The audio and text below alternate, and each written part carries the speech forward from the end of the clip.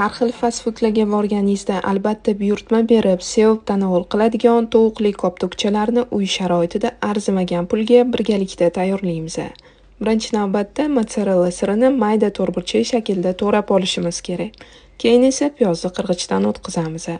Oldindan tayyorlab olingan tovuq qiymasiga qirg'ichdan o'tkazilgan piyozni solamiz. Ta'bga ko'ra tuz va murch solishni unutmaymiz. Va hammasi bir xil holga kelgungacha aralashtiramiz.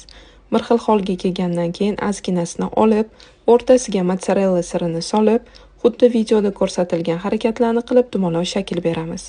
Va har bitta koptokchani talqonga botirib olishimiz kerak. Hammasini botirib chiqqanimizdan keyin tovaga yog' solamiz. Men har doimgidek yuqori sifatli lekin hamyonbop narxdagi Vikalina tovasidan foydalandim. Sizlarga ham tavsiya qilaman. Yog' yaxshi qizigandan keyin koptokchalarni solib, taxminan 10-15 minut davomida ikki tarafi qizargungacha pishiramiz.